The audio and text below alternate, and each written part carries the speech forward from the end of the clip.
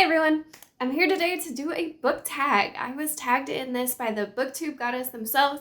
I think they created this tag, and it is called the Sandman Tag, based on the series and the new Netflix series, which I have not checked out yet. I'm really excited. There are some good questions, so let's go.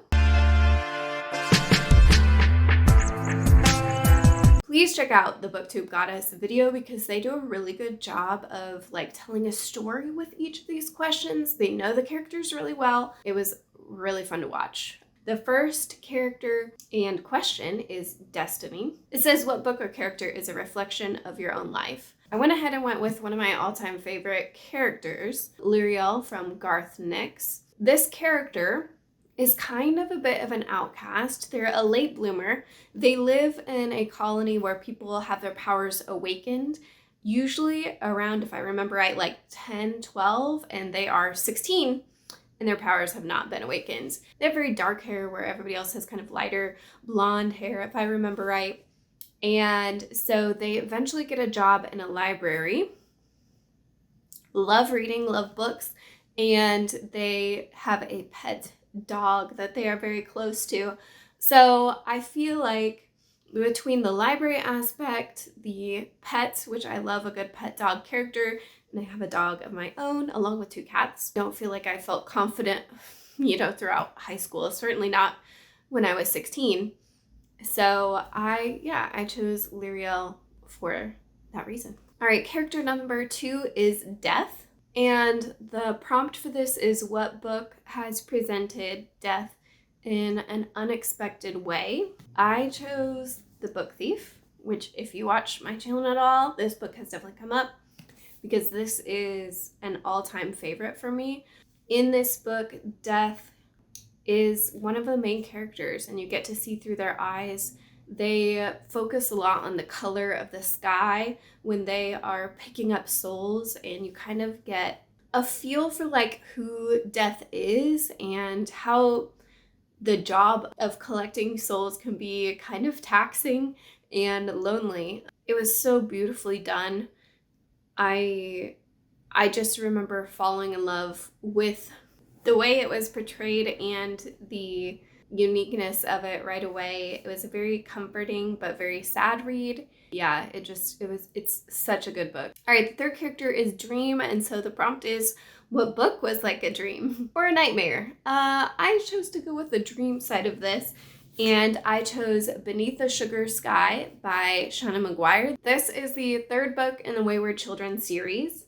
And the atmosphere, the world that they go to is incredibly dreamlike.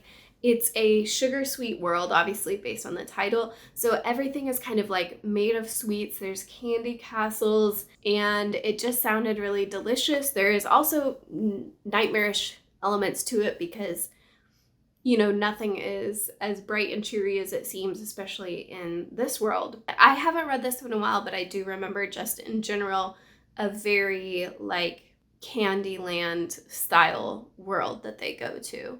Okay, the next prompt I struggled with a little bit. It says, what is your favorite book about a prodigal character? I know the general idea of a prodigal son is one that goes off to find their way and, comes back and get a lot of praise for coming back. I don't know that I had a story off the top of my head. So this one is kind of a stretch. This is The Prince and the Dressmaker by Jen Wang. It is a graphic novel, and it is about a prince who likes to dress up in different gowns and has a totally different identity that they go and do kind of fashion shows with. And eventually, this is, spoilers, I feel like you can kind of tell from the story where it's going.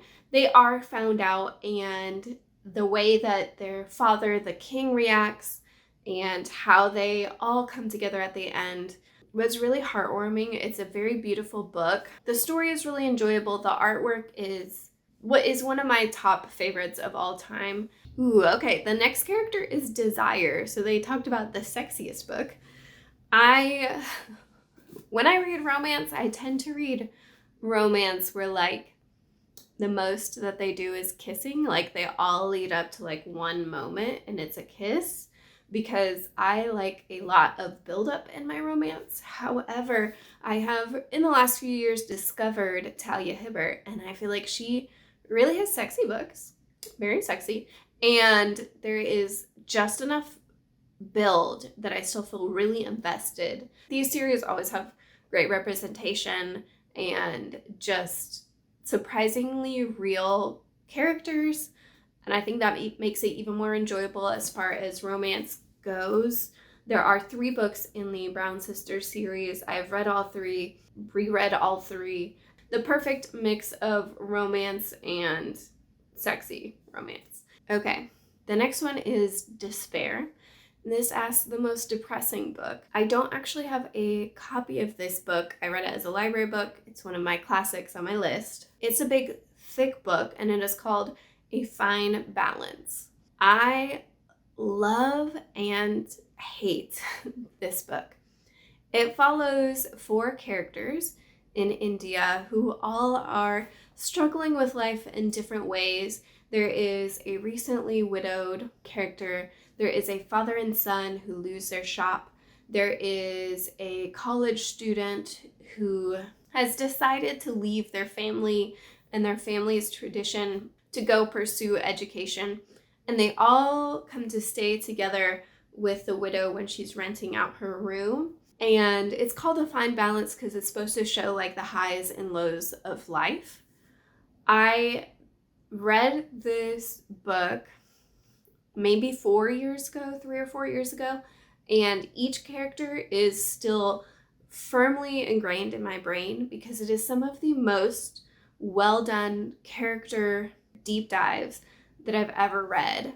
I was blown away, and like, I'm not usually into literary fiction because it just feels a little too normal, and I want more fantastical elements in my reads. That's just my personal opinion, but these 4 lives, I was so invested in each character. There are side characters that I can remember distinctly. Like every single character of this book felt so beautifully and intensely written, but it is one of the most depressing reads ever. There is no happy ending. 4 main characters, several side characters, none of them get a happy ending. Not one.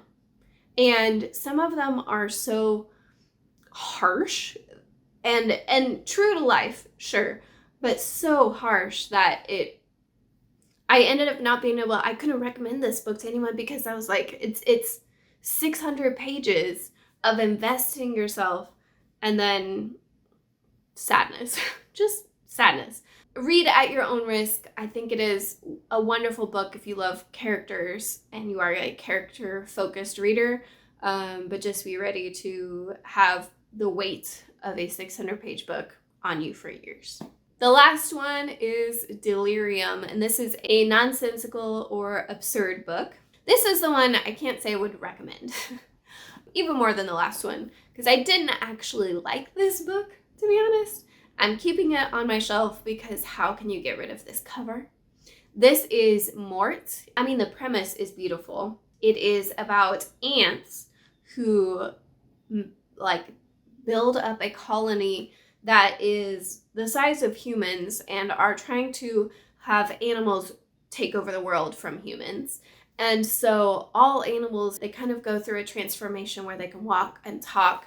And there is a cat who in this process gets kind of separated from his dog friend that they used to live together in a normal human home. I thought it was going to be cute. And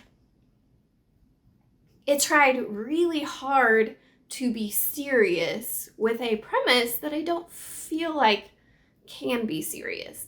And I just wanted cute moments and funny moments and a cool action. It wasn't any of that. Like even the action bits were not good action bits. Already the synopsis was absurd, and then they tried to take that absurdity and make it heartfelt and serious, and it just made it even more ridiculous. In my opinion, that's pretty harsh, but it's how I feel. So I wouldn't say I recommend it, but it does have a cool cover. If you're looking for a cat cover, there you go. Okay, so that is all of the prompts. Definitely check out the original creators down below because it was so well done. Very cool video. And I hope you have a great day. I'll see you later. Bye, friends.